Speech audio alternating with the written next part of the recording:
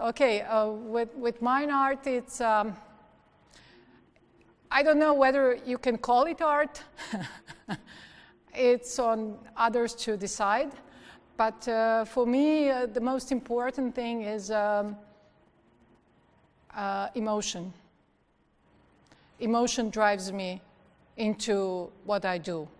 And if there is no emotion, I can't work. If there isn't some clinch between me and the subject, the idea, I can't work. And so hence to that, the most important part of emotion is emotion.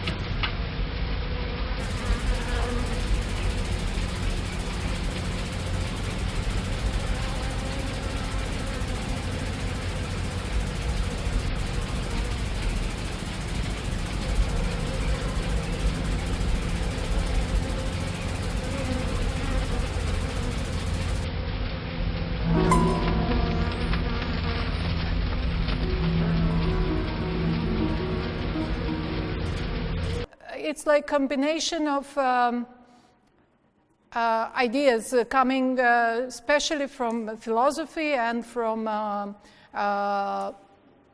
literature.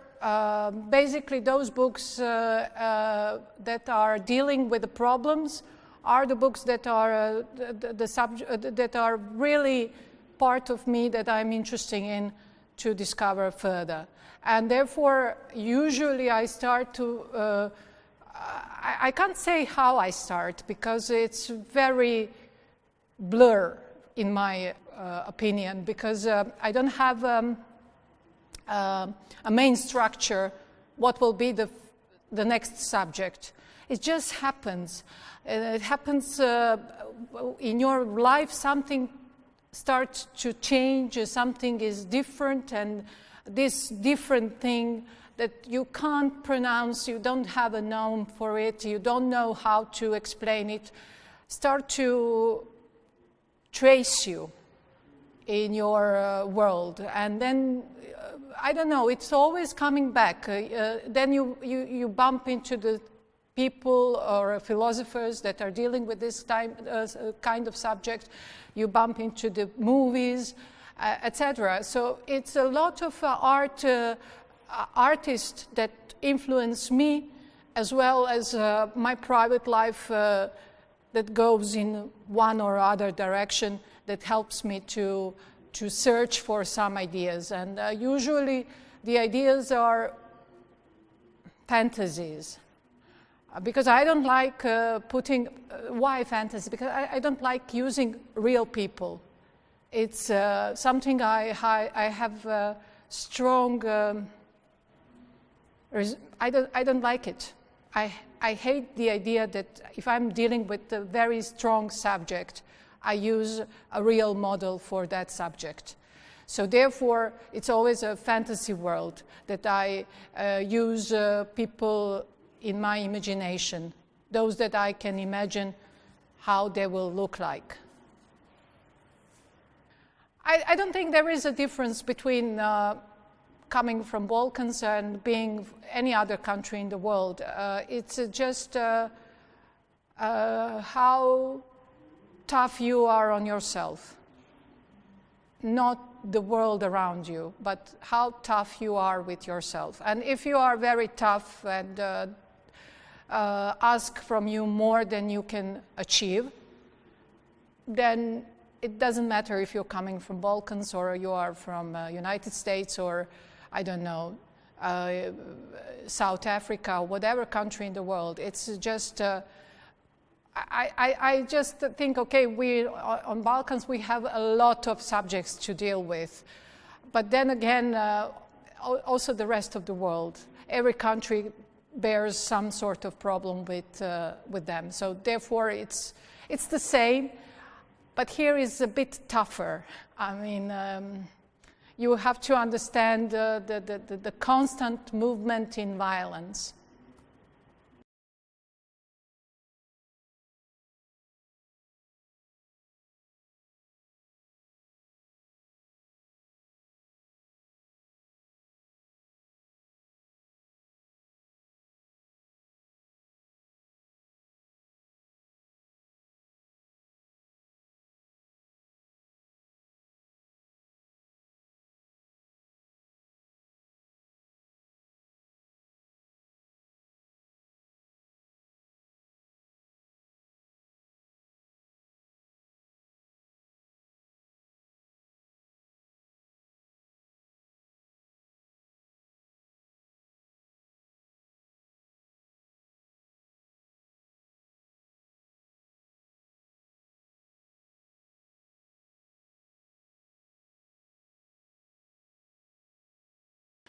I'm a bit odd on that because I don't believe in statements to be made. I just drive in between. I like to have an idea that satisfied me when I finish. So I don't care how the people will react. So therefore, I don't have a statement to give, but rather to maintain inner pleasure. So basically, I'm doing only this for myself. I really don't care what the others think about it. So just to repeat the question, do I find that we are at the same time victims and the executors? Yes, I do believe in that. Because it's very easy to twist from one role to the other role. And therefore, it's more oppressive on viewer to understand where the viewer belongs to. So therefore, I always like to have a cold cut in that sense that people, in the way that I don't give them an explanation, they have to read in what they want. And basically, I don't care what they want. But the main thing is to maintain this really, really clean cut. And that you can always find that the edge is very thin, and you can switch from one side to the other side, regardless of your ability to maintain in one area or to be just recognized as a victim. At one point, the victim always becomes an executor, and the executor becomes the victim. So therefore, you can't divide them as the separate persons. They're always the same one. Not to tell that the victim that died from the hand of the executor is in the same position, but I'm talking about the viewer. So just to make clear on that, it's the viewer is in confusion about that. So therefore, I like the confusion about who they are or who we are.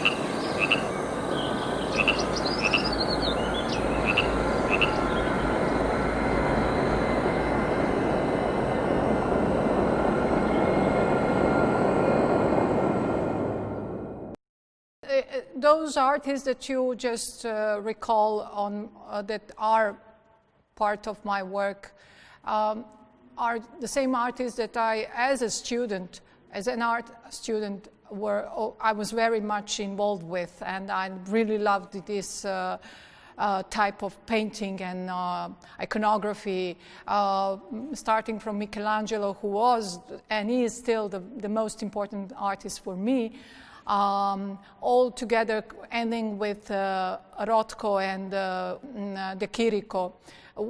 So these all artists are very much involved in my everyday thinking how something should be executed in a sense of painting, composition, etc. And a couple of those artists really taught me the best thing, the most important, not the best, but the most important thing in art, what is it, and how you should, especially when you look at like Caravaggio's Martyrdom of St. Matthew's, you see on X-rays how he changed the composition, and that movement in the composition, that questioning of whether a composition will be tough enough or strong enough, really gives you an intro how to do something in your art, not to just go follow the first solution that comes in front of you, but rather to rethink what kind of solutions you can find it. And with those artists who really were involved in different levels, especially when you see what they read and how they build their imaginary world around them, you can then really rely on. And for example, the last days of Santa Claus were really the impact of Rembrandt composition of Dr. Talp anatomy lesson was really something that you can learn a lot, not only about the composition, but you can learn about the rootlessness of civil society that in those days lived in Holland and in Netherlands. I don't know which one is now the right one to say. So therefore, you can see not only how the art developed in those days, but you can see the political and corruption part of the society. Everything in one painting. So I really was in love with the whole story about those poor men who was in that 1613, 37, I think, he was executed because he took a coat from some pub in one of those Amsterdam streets, and therefore he was executed as a criminal. But he was actually executed because they needed body for the anatomy lesson, and they needed fast. They didn't have it. So you see that the corruption of judiciary and the corruption of society, and that Dr. Talp, who is actually a charlatan, he wasn't a Dr. Talp at all. He just took those doctorate as something very, catchy. And push that in his way up into society. So therefore you can see how people never change. So it's the same thing today. You see the same thing happening today. The little thief is getting the highest punishment, and the big thief are remaining on the highest level of our society, without any sort of repercussions for their deeds. Especially when it comes to Rembrandt, because you can follow two different societies inside of one man who wanted to be something more, and then also confronting to the society that he didn't expect to see. But also on the other side, it's very important, the aesthetical part, and hence to that it's always reminding on Michelangelo and Caravaggio, because especially for Caravaggio, he didn't care about political statements. He just cared about the beauty. He was always aiming on the best composition you can get. With Rembrandt, it's always ups and downs, but with Caravaggio is an aesthetical moment that really influenced me, as well as Michelangelo. And hence to that, Michelangelo's Pieta also very much influenced me.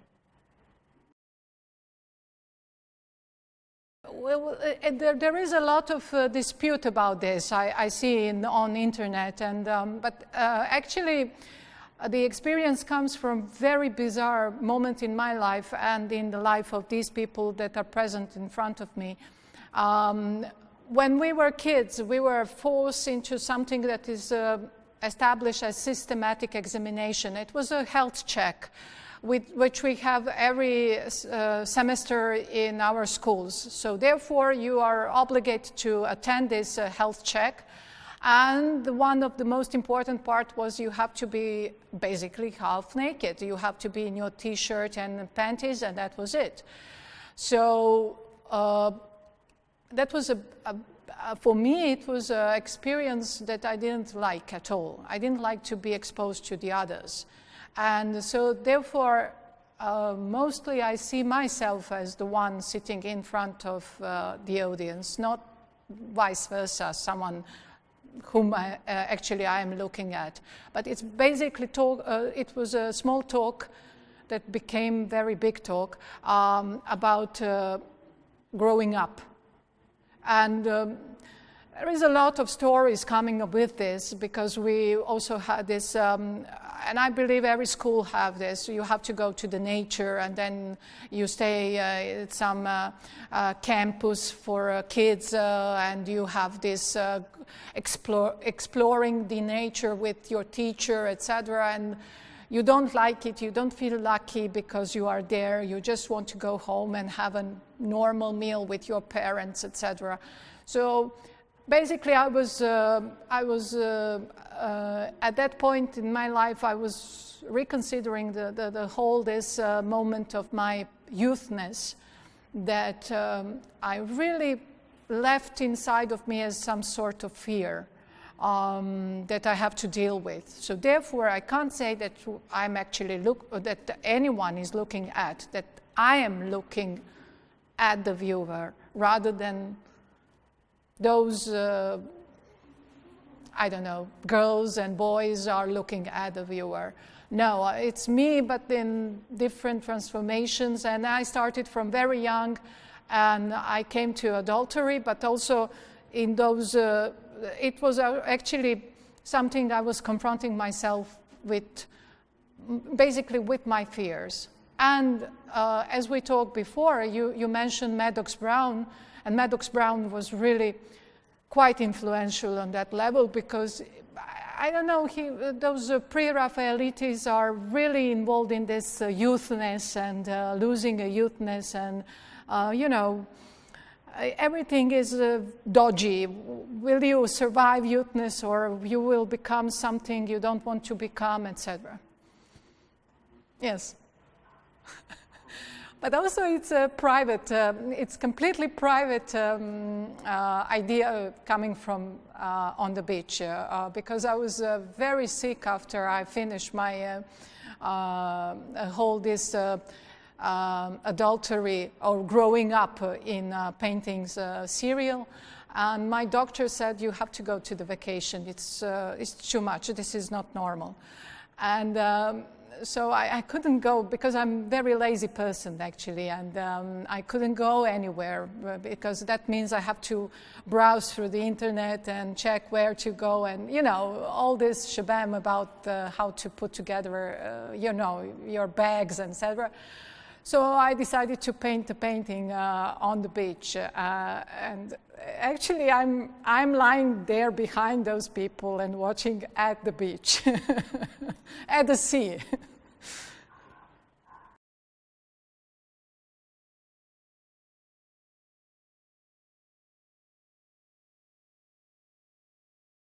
I strongly believe that we miss the point as the humans. I believe that we are producing a lot of things that we don't need. And there's this desperation to produce more brought us to this level that we lost human touch, that we lost who we should be in philosophical way, but also, you know, when you see us as civilization, you see a failure. I see a failure. And those naked bodies in the sweatshop, which I find it that it's a sweatshop, regardless, is it the most, the highest marked brand in our society? I don't know, I don't want to mention anyone, but regardless, even when I mention some of those names, you will find it that they have their sweatshops, that they are producing very cheap their products in order to gain a lot of money. And that's, I will now sound very far left, but you know, you can't take it everything for yourself. You have to bring something to the people as well who are working there, who are participating in different levels in your society. And I don't think that this modern society or modern richness do recognize the issue of and individuals in our societies, the issues that we are dealing with on daily basis, as it is for them. They are just looking how to gain more money. And then you have this division between us and them, between normal society, the people that want to live just normal life, to enjoy in every day, to enjoy being on beach. And those people on the other side, which are 1% or 2% of our society, who are interested in gaining more money, which, by the way, I don't know what they can do with. I mean, if you gain such a lot of money, what on earth you can do it? I mean, will you bring it to your graveyard or what? I don't understand the concept of this gaining more and more. And because that level of enjoying in life is completely diminished, we are now in this society that I recognize as instrument of activity. And by the way, the title came from misinterpretation of Aristotle for slavery. He was working on, it's one of his work on slavery, and he used the term instrument of activity. Well, actually, it's an English translation for it. But I like it, this misunderstanding, because instrument of activity sounds very cold, sounds very present today. So hence to that, I used instrument of activity as the title for the whole serial that I showed you a couple of days ago. So basically, that's the turning point, this Aristotle's work on slavery. And we are entering into the slavery for sure. I mean, there is no doubt. You see that the politicians are more eager to satisfy the richest people in our society rather than to think about the society that choose them to be on the top of their countries. And I can't give you any exemption to this rule. I don't see it. I see every country is having the same problem, how to satisfy the richest.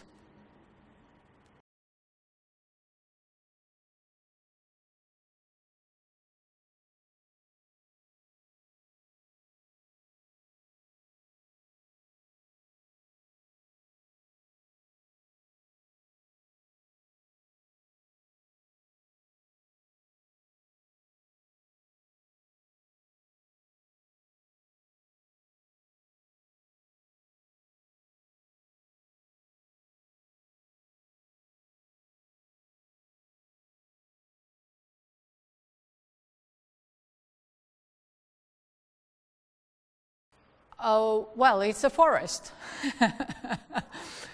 When I started to work on the forest, because it's a subtitle for me, I was very much influenced by two writers, well, three writers. The first, the main book that really drive me through the whole serial is Hypnerotomachia polyphily. And this book is the 16th century book printed in 1599 by Aldus, and we presume that Alberti was the writer of that book. And I really was mesmerized with this book. It's high, on first level, it's very philosophical body of thinking and discussions about art, about a man-woman relationship, but also about very interesting part, which now sounds absurd for this conversation, but it's about heliocentrism. So I was very much mesmerized with the whole book and with those beautiful graphics inside of it. And of course, Dante Alighieri was the second one, very much important for this, and the entrance in the forest was some sort of initiation into this other society. So everyone who wants to go in this other world has to pass through the forest in order to be initiated. And I was gaming on that part. I was putting the forest as a sort of riddle. Can you manage? If you don't manage, you will die. So it's easy. So you have some didn't succeed, some did succeed. And you can see in the paintings they are drifting from dead persons to those that really managed to go out. One or few of them, but someone did.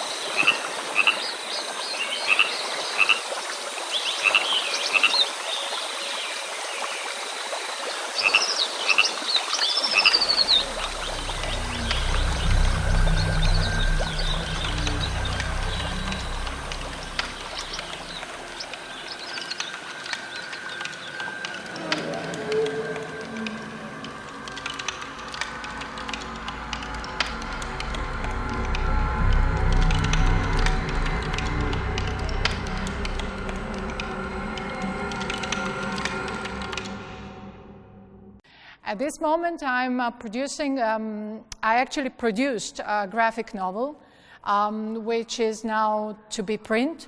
And we are doing the animation that is a